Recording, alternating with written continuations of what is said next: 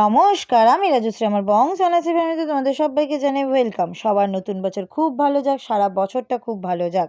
সেই জন্যই সকালবেলা স্নান করে সব ঠাকুরকে পরিষ্কার করে সবাইকে নতুন সোয়েটার পরিয়েছি। কত সুন্দর লাগছে আমার ঠাকুরদেরকে, দেখো তোমরা সবাই জানিও কমেন্টের মাধ্যমে কত সুন্দর লাগছে।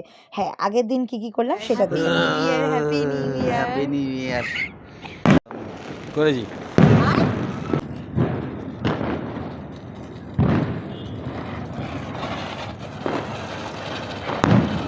Happy new year.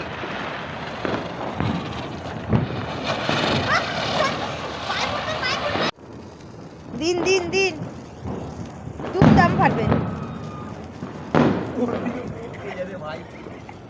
দুদিকেই ফাটা, দুদিকেই দে।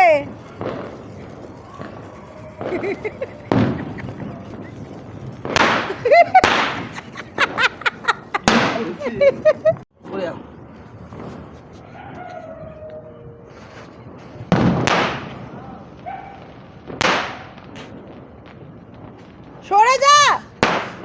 13টা বছর আমরা এইভাবেই পার করে দিলাম। আজ আমাদের 13 বছর হতে চললো।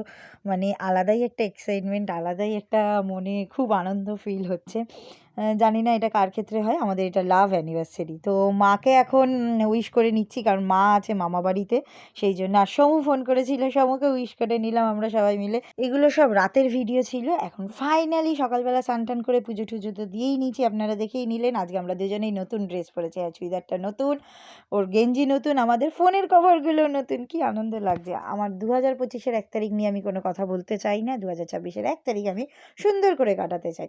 সেই জন্যই আজকের দিনটা আমি খুব স্পেশাল করে কাটাতে চাই। তো আমাদের মামা বাড়িতে এখন কীর্তন শুরু হচ্ছে, অলরেডি 4 দিনের ভাগবত পাঠ হয়ে গেছে। তো সেই জন্য মামা বাড়িতে যাচ্ছি। তার আগে ঠাকুরের জন্য একটু ফুল নিয়ে নিলাম, গোলাপ ফুল 2টো, আর মিষ্টি জল নিয়ে নিয়েছি। আর এই দেখো প্যান্ডেল হয়ে গেছে, পুরো কমপ্লিট প্যান্ডেল। আজকে থেকে লীলা কীর্তন শুরু হচ্ছে। আপনারা যদি কীর্তন দেখতে আসতে চান অবশ্যই আসবেন। 3 নম্বর নতুন গ্রাম, হরিসভা, রিষড়া। কি সুন্দর লাগছে গোপালকে, ও খুব কিউট লাগছে।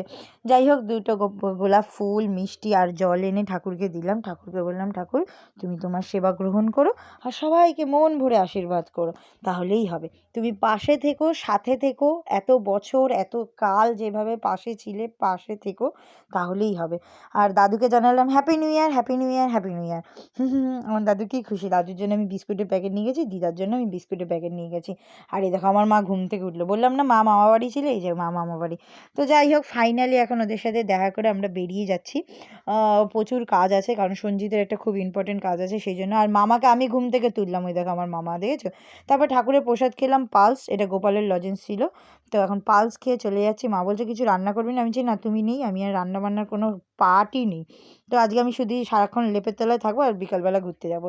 ভিডিওটা ভালো লাগলে অবশ্যই লাইক, শেয়ার, কমেন্ট করে দেবেন। রাধে রাধে।